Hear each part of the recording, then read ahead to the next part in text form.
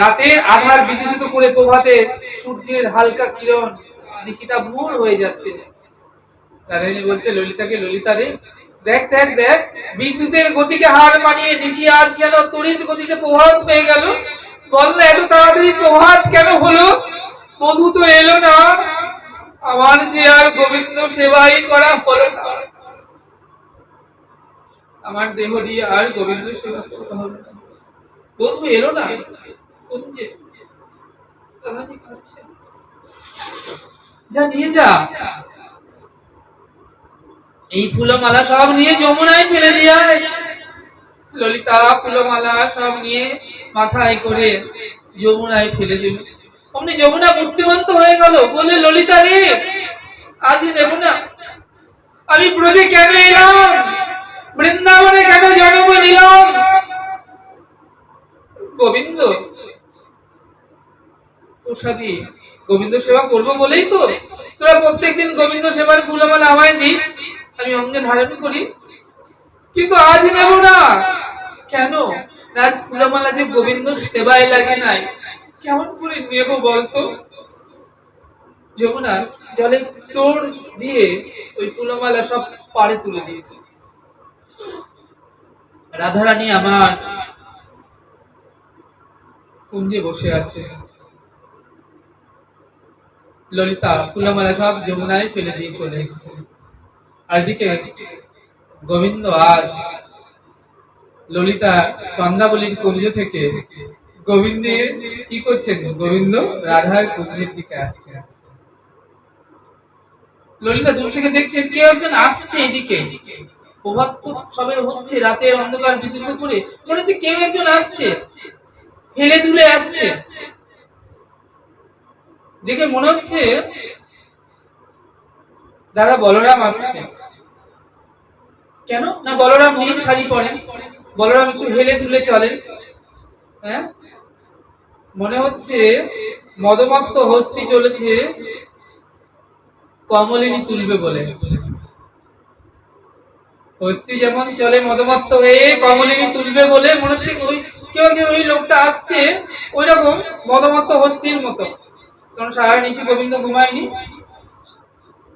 বুঝতে পারছো? গোবিন্দ সারা নিশি ঘুমায়নি, তাই প্রভাতে ওই দুলতে দুলতে রাধার কুঞ্জের দিকে আসছে। রাধারানী বললেন, ললিতা মনে হয় দাদা বলরাম আসছেন, যা যা যা মাথায় ঘোমটাটা দিয়ে দিলেন। রাধারানী কুঞ্জের ভেতরে গেলেন, বললেন যা যা যা একটা বসতে আসন দে। অমনি ললিতা বাইরে উঠোনে একটি আসন দিলেন বসতে, বললেন আসুন আসুন, বসুন বসুন। গোবিন্দ ভাবছি কি ব্যাপার, আজ এত খোশামত করছে আমার, জানি না কপালে কি আছে, কি লেখা আছে কপালে বুঝতে পারছি না। আজ এত খোশামত করছে কেন? রাধারানী বলছে রোহিণী মাতা কেমন আছে, পুজো তো সুন্দরী, রোহিণী মাতাকে মঙ্গল পুজোয় সুন্দরী। অমনি ললিতা বলছে রোহিণী মাতা কেমন আছে? গোবিন্দ এবার বুঝতে পেরেছে রোহিণী মাতা জিজ্ঞেস করছে মানে আমাকে বলরাম ভাবছে। নীল শাড়ি পরা আর কালোতে নেই, সর্বাঙ্গ চন্দনে চর্চিত করে দিয়েছে, মুখে সিঁদুর টিঁদুর মেখে কমকমে ফোঁটা টোটা দিয়ে যেমন মনে পেরেছে সাজছিল তেমন করে গোবিন্দকে সাজিয়েছে। অমনি গোবিন্দ বলছে ওরে ললিতা, আমি বলরাম নই, আমি গোপী নয়ন অভিরাম। ললিতা বলছে ও বধূ তুমি তো কাল সারা রাত কাল নিশীথে কোথায় ছিলে? হ্যাঁ, কালকে না তোমার আসার কথা ছিল আমাদের কুঞ্জে, কাল আসো নাই কেন? সারা নিশি কোথায় ছিলে বলো? এদিকে চন্দাবলী পদ্মার শৈলকে জিজ্ঞেস করছে ওরে পদ্মা, বধূ কি রাধার কুঞ্জে চলে গিয়েছে? বলছে হ্যাঁ চলে গিয়েছে। বলছে যা যা গিয়ে একটু ওই রাধার কুঞ্জে একটু আগুন জ্বালিয়ে দিয়ে।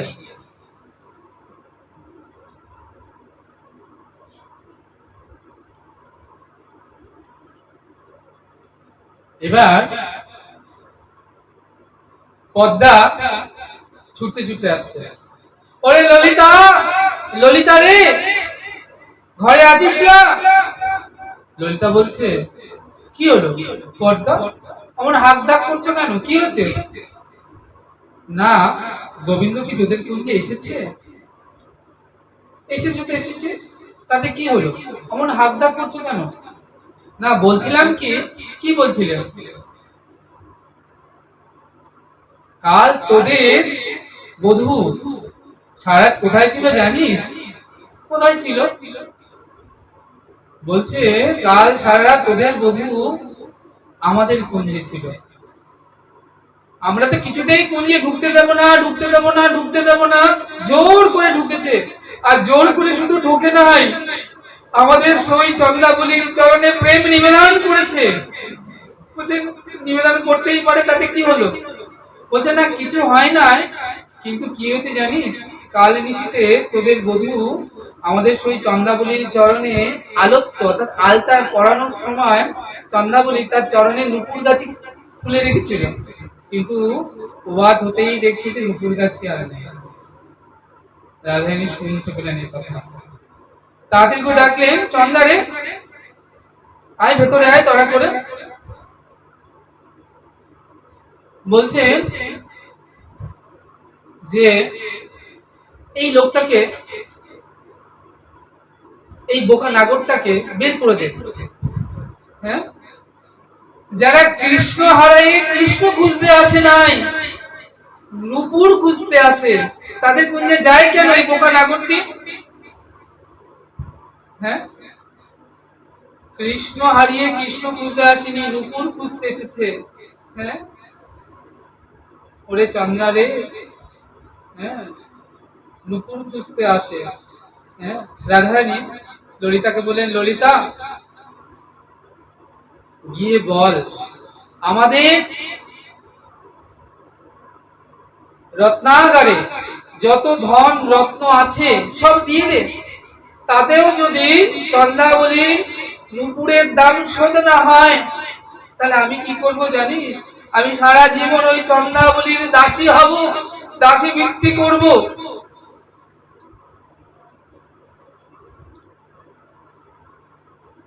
একটা চন্দ্রাবলী কেন, হাজার চন্দ্রাবলীর ঘরে আমার বধূ যাক, তাতে কোনো দুঃখ নাই, কিন্তু যারা গোবিন্দ সেবা জানে না তাদের ঘরে কেন যায়? আমায় যদি বলতো, আমি নিজে নিয়ে গিয়ে চন্দ্রাবলীর পাশে আমার বধূকে বসিয়ে দিতাম, সুন্দর করে সাজিয়ে দিতাম, দেখতাম কত ভালো লাগে।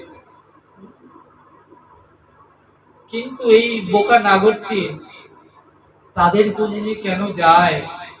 যারা নূপুর খুঁজতে আসে, ওরা শুধু নূপুর খুঁজতে আসে নাই, আমার বধূর নামে যে চোরে অপবাদ দিয়েছে, বল বল কেমনে সইব আমরা সেই অপবাদ? অমনি পদ্মা বললেন, রাই কমলে মন মজে যার, সে কি অন্য ফুলের মধু খায়? এই কথাটা যেই বললেন, অমনি রাধারানী মায়াবতী হয়ে গেলেন, মান করলেন, বললেন বের করে দে নাগরটাকে উঠোন থেকে, আর চলে যাওয়ার পর ওখান থেকে 14 হাত মাটি কেটে ফেলে দিবি। বললেন 14 হাত মাটি কেটে ফেলবো কোথায়? এই অপ্রাকৃত বৃন্দাবনে এই পাপ মাটি কোথায় ফেলবো? বললেন তাহলে এক কাজ করবি, চলে যাওয়ার পর জায়গাটা গোবর দিয়ে লেপে পুছে শুদ্ধ করে দিবি, গঙ্গা জল গোবর দিয়ে। আর উনি কি করলেন, যেই বের করে দিতে বললেন, পদ্মাতে চলে গেলেন আগুন ধরিয়ে দিয়ে। আর উনি গোবিন্দ কি করলেন, ছুটে এসে রাধারানী চরণ দোকানি বক্ষে জড়িয়ে ধরলেন, বললেন তমসী মম রাধে, দয়া করো রাধে, কৃপা করো রাধে, ও গোপাল করুণাময়ী রাধে, শ্যাম বক্ষ বিলাসিনী রাধে, দয়া করো রাধে, কৃপা করো রাধে। গীত গোবিন্দের বিখ্যাত শ্লোক, জয়দেবের লেখা গীত গোবিন্দ কাব্যে, স্মরল গরল খণ্ডনাম মম শিরোষী মণ্ডনাম, দেহি পদ পল্লব মূলারাম। হে অপার করুণাময়ী রাধে, তোমার চরণ যুগল হোক মোর মাথার ভূষণ। এখানে দাঁড়িয়ে থেমে গেলেন জয়দেব। তিনি কিন্তু আর লিখতে পারলেন না। হ্যাঁ, সে অনেক কথা না, জয়দেব পদ্মাবতী। তাই আজকে গোবিন্দ নয়ন জলে ভাসে কানাই, তবুও ওই বদন পানে একবারের জন্য ফিরে চাইল না রায়। আজ রায় বড় মানবতী হয়েছে, বড় মান করেছে রায়। নয়ন জলে ভাসে কানাই, তবুও ওই বদন পানে একবারের জন্য ফিরে চাইল না রায়। আজ রায় বড় মানবতী হয়েছে, বড় মান করেছে রায়। কেন না, ললিতা সখীগণ রাধারানীকে মান শিখিয়েছেন। বললেন রায় মান করবি? রাধারানী বললেন মান কি? বললেন মান কি তাও জানিস না? তুই এখন তোর বধূকে আর কত ভালোবাসিস। যদি মানবতী হোস, মান করিস, তোর বধূ এর থেকে তোকে 1000 গুণ বেশি ভালোবাসবে, 1000 গুণ বেশি সুখ হবে যদি তুই মান করতে পারিস। হ্যাঁ, তাহলে সখীরা রাধারানীকে 35 সংখ্যক মান শিখিয়েছে। বললেন রায় মান, তাহলে মান শিখিয়েছেন, তাহলে মান কর। হ্যাঁ, বলছি তুই আর কতটুকু ভালোবাসবি তোর বধূকে? মান করলে দেখবি আরো অধিক ভালোবাসবে তোর বধূ তোকে, তুইও অধিক ভালোবাসতে পারবি তোর বধূকে। তাই রাধারানীকে সখীরা হ্যাঁ মান শিখিয়েছে, মান করবে। বধূ আসলে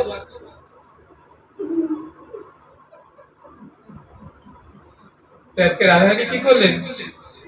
মানবতী হয়েছেন। আজ নয়ন জলে কাঁদে কানাই, তবু ওই বদন পানে একটি বারের জন্য ফিরে চাইল না রায়। গোবিন্দ চোখের জলে বক্ষে ভাসিয়ে কাঁদছেন, কিন্তু রাধারানী একবারের জন্য ফিরে তাকালেন না, মানবতী হয়েছেন। অমনি ওই কুঞ্জের উপরে সুখসারী পাখি বসেছিল। সুখ ডেকে বলে শাড়ি রে ওরে শাড়ি, বল কেমনে সারবি বল। সুখ ডেকে বলে শাড়ি রে শাড়ি, কেমনে সারবি বল। তুই এই রাধারানীকে অপার করুণাময়ী রায় বলিস, অপার কৃপাময়ী রাধারানী বলিস, এর থেকে তো আমাদের শ্মশানী কালী ভালো। কেন না, সে কৃপা করে মহাদেবকে চরণে রাখে।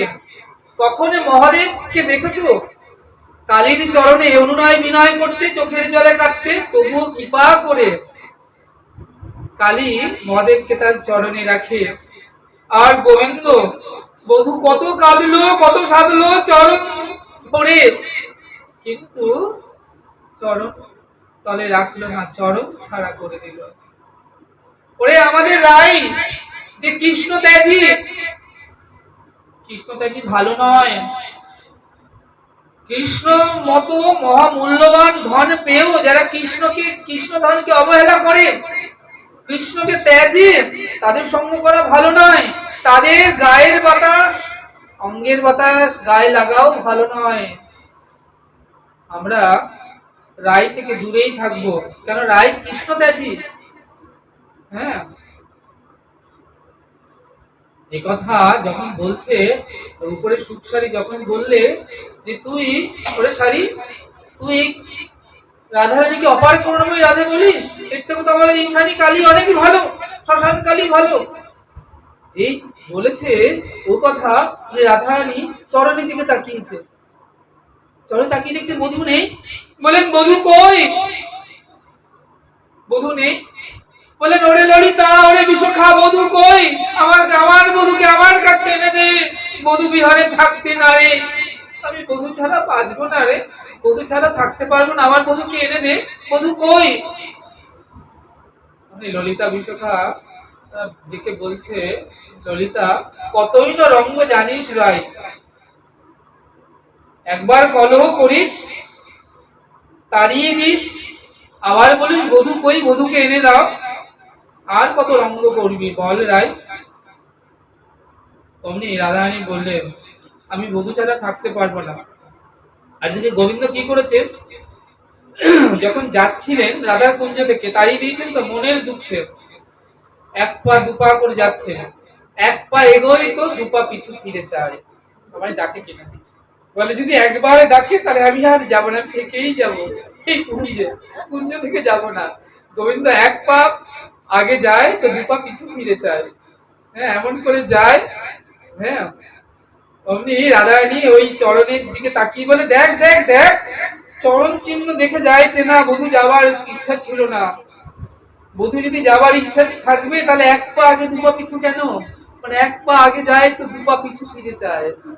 আমার বধূকে এনে দাও। আর গোবিন্দ কি করলেন? মনের দুঃখে ভাবলেন আমাকে রাধারানী তেজেছে, এত ত্যাগ করেছেন, তাই রাধারানী ত্যাগ করলেও আমাকে রাধা কুণ্ড কখনো ত্যাগ করবে না। তাই গোবিন্দ আজকে মনের দুঃখে রাধার কুণ্ডে এলেন। কুণ্ডের মহিমা যেন রাধার মহিমা, এই কুণ্ডে কেউ যদি একবার করে স্নান, কৃষ্ণ সমপ্রেম রাধা তারে করে দান। আবার বললেন কুণ্ডের মহিমা যেন রাধার মহিমা। গোবিন্দ বলেন এই কুণ্ডে কেউ যদি একবার করে স্নান, রাধার সমপ্রেম কৃষ্ণ তারে করে দান। তাহলে রাধা কুণ্ড আর রাধারানী তো অভিন্ন, আলাদা নয়। তাহলে গোবিন্দ কি করলেন? রাধার কুণ্ডে এলেন।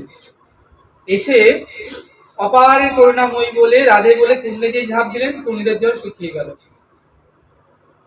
রাধা কুণ্ডের জল। গোবিন্দ কি করবেন? এখন কুণ্ড তীরে দেখছেন এক অন্ধমণি বসে আছে, বসে ভজন করছেন। কুণ্ডের তীরে বসে কি করছেন? না, রাধা নাম জপ করছেন। আর গোবিন্দ এসে ঠিক তার সামনে এসে বসেছে। তোমরা যেমন আমার সামনে এসে বসে আছো, এখন সামনে এসে বসেছেন। অন্ধমণি বলছেন, কে গো, কে তুমি?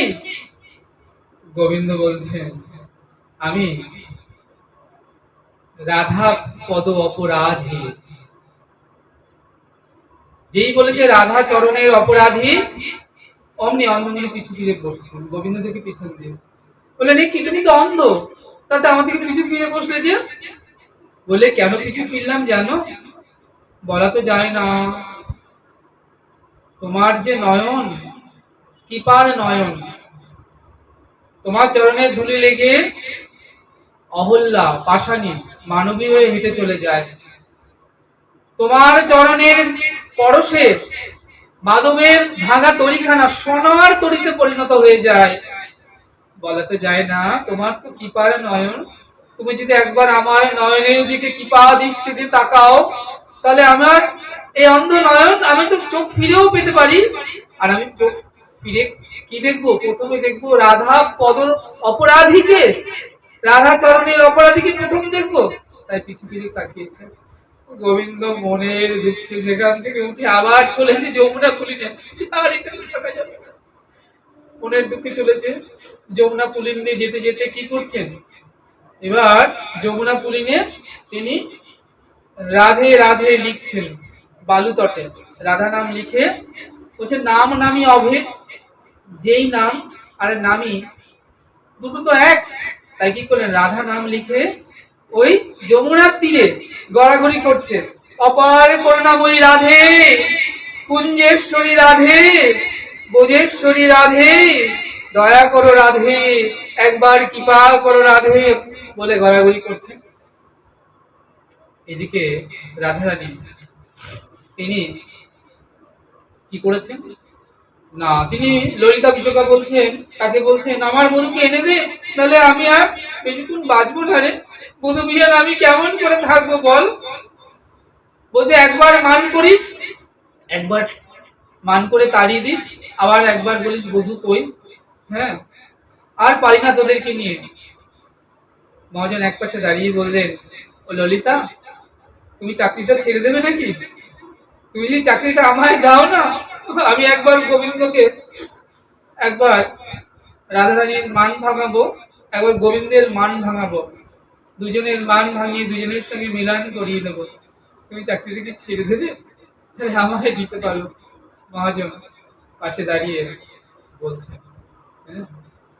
তাই বৃন্দাদূতি বললেন, রায় আমি দেখছি বধূ কোথায়।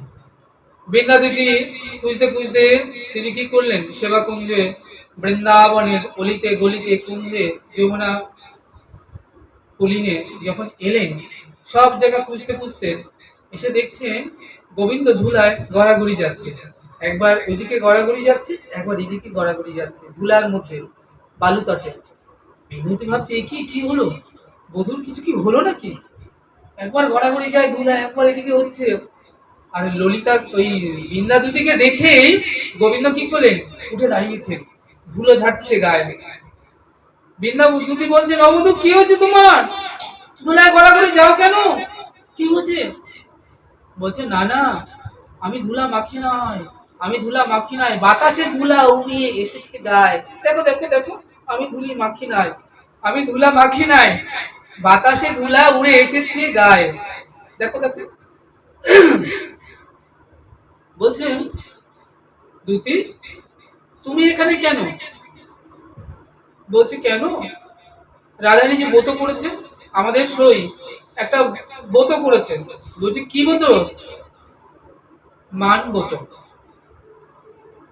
মান ব্রত করেছে। তা ব্রত করলে তো সেই ব্রত পুষ্প লাগে না পুজো করতে, যে কোনো ব্রত। তো আমরা পুষ্প, আমি পুষ্প চয়ন করতে এসেছি যমুনা পুলিনে। বলেন পুষ্প চয়ন করতে এসেছো, রাধার কুঞ্জে কত পুষ্প, সেখানে কোন পুষ্প নাই যে তুমি পুষ্প চয়ন করতে এসেছো? বলছে রাধার কুঞ্জে সব পুষ্প আছে বটে, কিন্তু একটি পুষ্প নাই। বলছে কি পুষ্প? কৃষ্ণকলি। কৃষ্ণকলি ফুলটা নাই, তাই কৃষ্ণকলি অন্বেষণ করতে করতে এসেছি, কৃষ্ণকলি। বলছে তাই পেয়েছো?